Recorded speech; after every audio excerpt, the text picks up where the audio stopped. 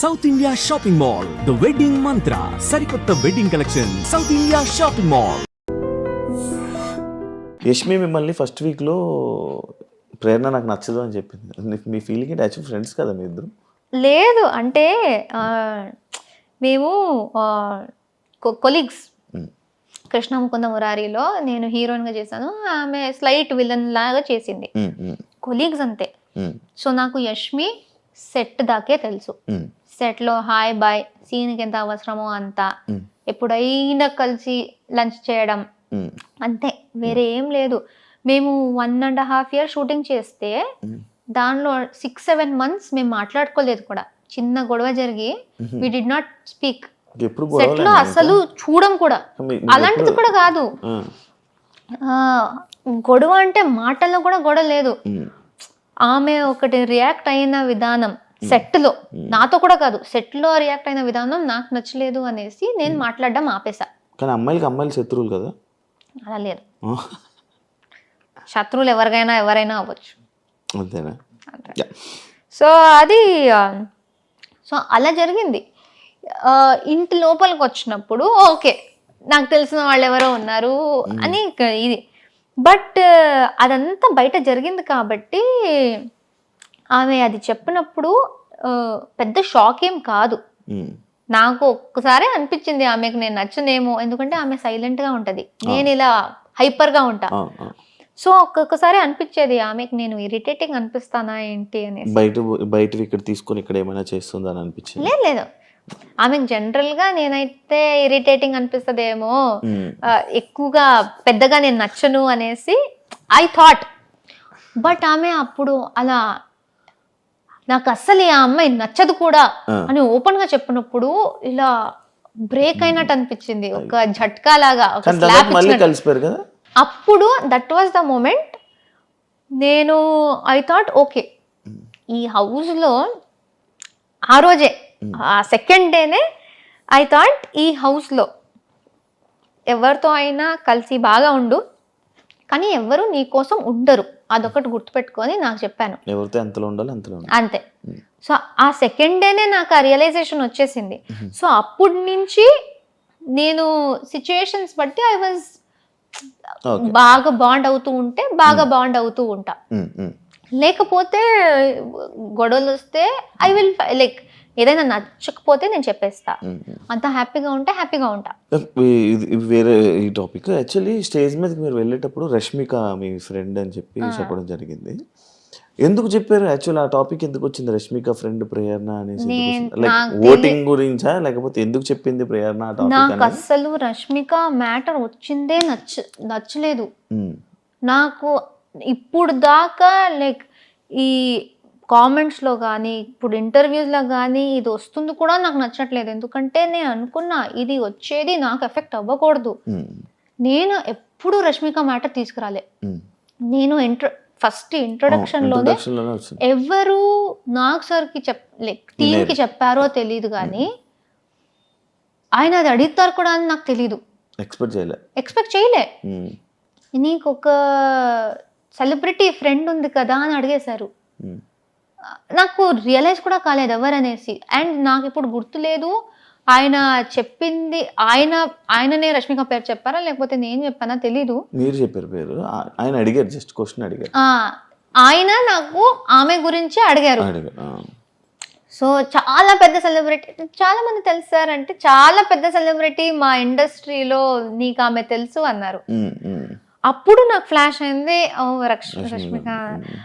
So అది ఆయనకు ఎవరు దాని గురించి చెప్పారో తెలీదు. అండ్ అప్పటి నుంచి స్టార్ట్ అయిపోయింది ప్రతి ఒక్కరు నువ్వు దాని గురించి అడగడం. And I don't like it, ఎందుకంటే అది ఇలాంటి ఆమె ఇప్పుడు ఏ స్టేజ్కి వెళ్ళిపోయిందో, ఇప్పుడు బిగ్ బాస్ సంబంధించిన దాంట్లో ఈజీగా ఎవరైనా మిస్అండర్స్టాండ్ చేసుకోవచ్చు. రష్మిక గురించి మాట్లాడుతుంది అంటే పాపులారిటీ కోసమా అనేసి. నాకు అసలు వద్దు ఇది. నేను ఇప్పుడు కూడా వేరే ఇంటర్వ్యూ వాళ్ళు వస్తే రష్మిక గురించి ఏమైనా క్వశ్చన్ ఉంటే ప్లీజ్ నన్ను అడగకండి, ఎందుకంటే చాలా అయిపోతుంది. నేను మాట్లాడేది నా గురించి చాలా ఉంది. అవును అవును అవును. సో ఇదొకటి అడ్డం పెట్టుకుని మాట్లాడే అవసరం అదే నాకు లైక్ లేదు. అదే మీరు లోపలికి వెళ్ళేటప్పుడు ఆ సిచ్యువేషన్లో ఎందుకు చెప్పింది, మళ్ళీ వీళ్ళిద్దరు రూమ్మేట్స్ అంట, దీని గురించి అది ఇప్పుడు ఇది ఆయన క్వశ్చనే bold. అడగకపోతే నాకు ఎక్కడి నుంచి వస్తుంది? అవును సో వాళ్ళు అది ఎందుకు క్రియేట్ చేశారు? ఇప్పుడు Actually సూర్య గారు తెలీదు వస్తే కూడా అవును. సూర్య గారు వచ్చారు, ఉమ్. ప్రతి ఒక్కరి గురించి వాళ్ళు ఇంట్రొడక్షన్ ఇచ్చారు. వీళ్ళు యూట్యూబ్ చేస్తారు, వీళ్ళు డాన్స్ చేస్తారు. నా మీద వచ్చినప్పుడు ఈమె రష్మిక చైల్డ్హుడ్ ఫ్రెండ్ అన్నారు. ఉమ్.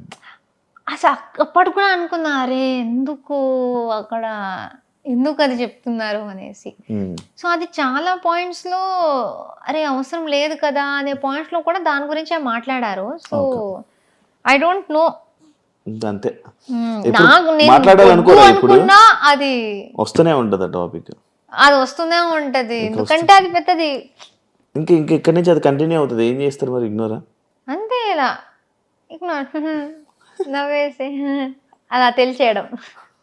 హౌస్లో ఎవరిని బ్లాక్ చేసుకోవాలి, ఎవరిని ఫ్రెండ్ చేయాలి అని అన్న సిచ్యువేషన్లో వస్తే అందరిని ఫ్రెండ్ చేసుకొని సోనియాని మాత్రం ఉమ్, అలాంటి పర్సన్ నా లైఫ్లో వద్దు ఇది అని చెప్పి మీరు చెప్పడం జరిగింది. ఉమ్, కానీ మీరు సోనియా పెళ్ళికి వెళ్ళారు. ఉమ్. ఎలా ఇది నాకు అర్థం కాల.